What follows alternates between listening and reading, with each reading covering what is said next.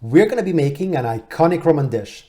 What started as peasant food has now become fit for kings. Coda alla Vaccinara.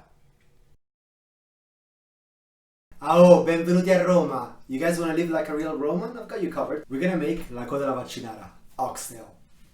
It's one of the greatest Roman classic recipes. Super easy. Takes a bit of a long time, but it tastes fantastic. And it's one of the most underrated cut of meats you can buy. I got a whole tail for like £10. I mean, honestly, this is gonna feed 3 or 4 people and it's a good bargain. So for the Coda alla Vaccinara, the ingredients are pretty simple. We're gonna get oxtail, we're gonna get some canned tomatoes for the sugo. We're gonna make the sofrito with celery and carrots, and then at the end, we're gonna add some pine nuts and some cocoa powder. You can buy from the butcher the tail either cut or whole. I got it whole this time. To cut it, you basically just need to find where the vertebrae ends and it cuts through. Similar thing we do with all the other ones.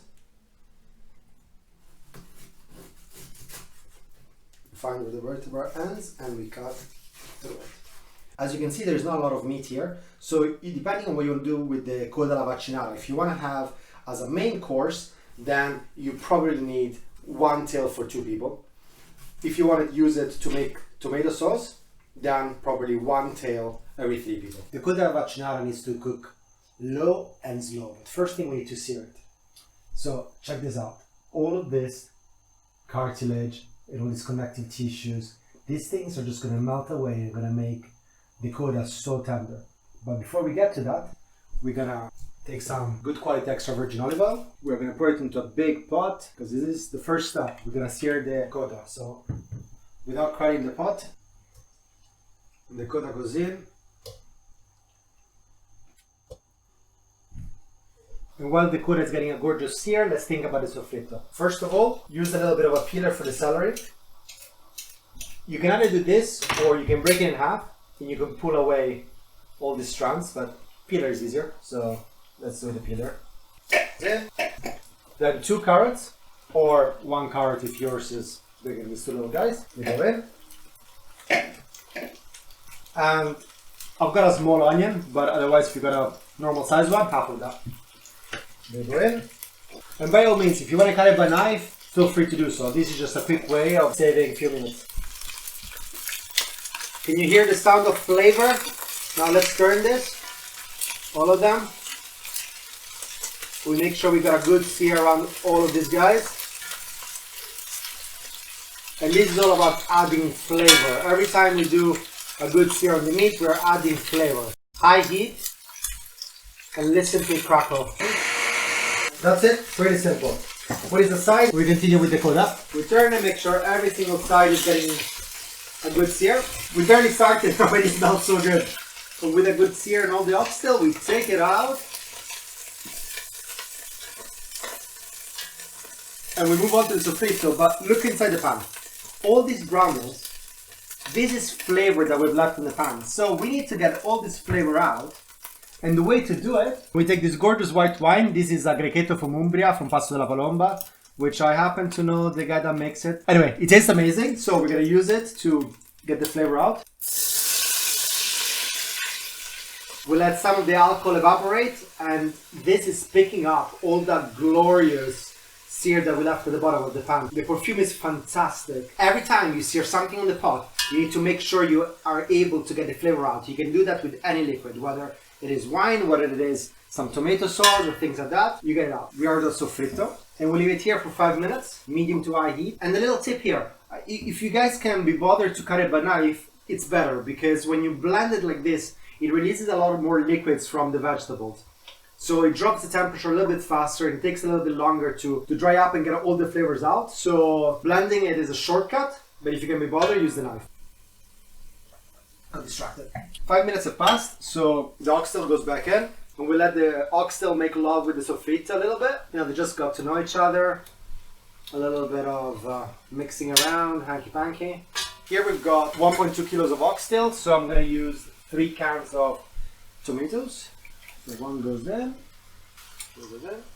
last one goes To add a little bit of liquid, I like to clean up the tops with some water. Now, this bit is absolutely optional. I like, every time I do a low and slow cooking of tomato sauce, to add a little bit of tomato puree. I know many people don't do it, so if you don't like it, don't put it. I just find that it adds a little bit of sweetness to the sauce. So mix it around, and the lid goes on. How long does the Coda take to cook? That's a very good question. Nobody knows. Now, the reality is that the Coda takes between 3 and 4 hours. Kind of depends on the cups of meat you've got.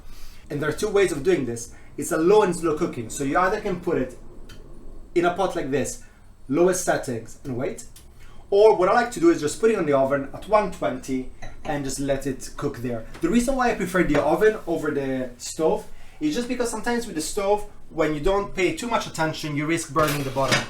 While when you use the oven, because the heating is uniform, it's a lot easier to avoid burning any part of the sugo. So this goes in, we're gonna check it every hour to give it a bit of a stir. And then in 3 hours, we're actually gonna do a little taste test. So stay tuned. 3.5 hours, we kept ourselves busy. We finished the bottles.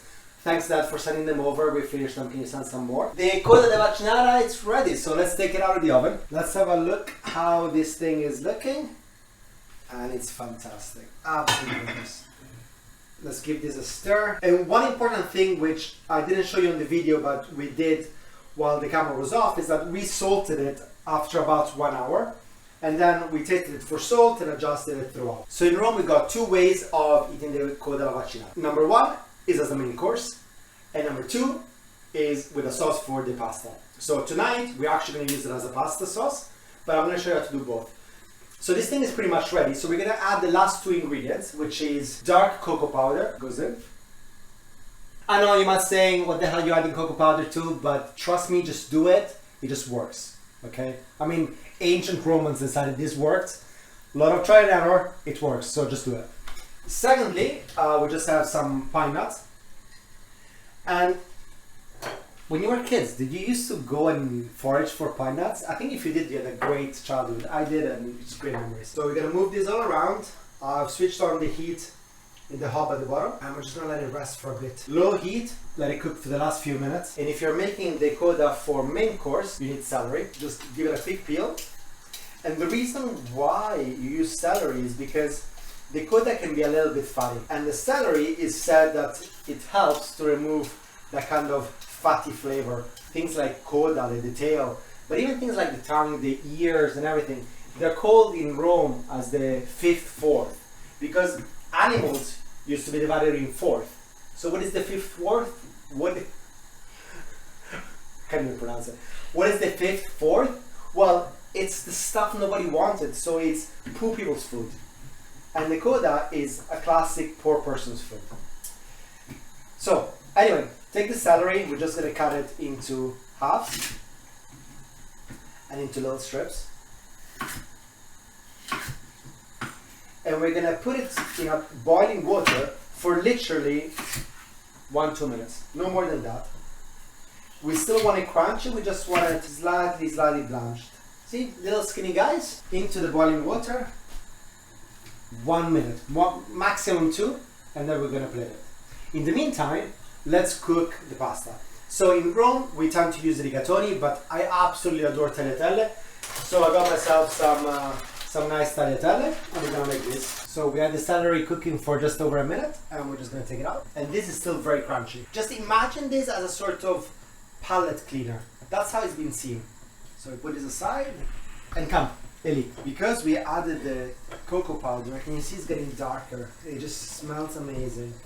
It looks fantastic. Like, see how rich everything looks. And this is ready. So let's put this on a plate, and we can put some sauce at the top just to complete it. And this is some gorgeous Coda alla Vaccinara for your main course. So if we give this a little taste, see how it pulls apart off the bone. Look how tender this is. Just breaks away. Let's see if it tastes any good. This is one of those peasant foods that is suited for a king. So try it out. Let's put the tagliatelle to boil. Our water is boiling. Let's add a little bit of salt.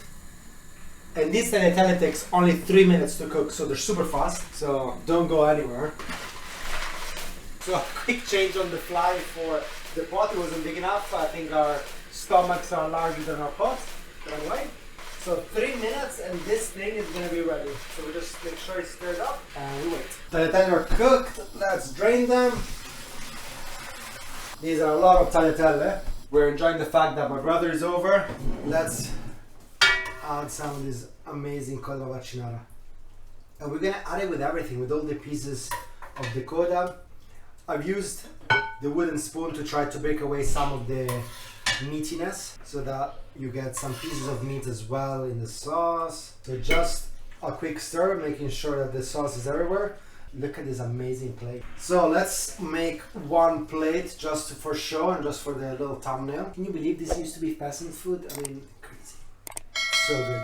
Okay, no need to be anything fancy about this. Here you can add some pecorino romano, you can add some parmigiano. Guys, and here it is. Coda alla Vaccinara two-way. Main course or pasta? Which one is your favorite? Buon appetito.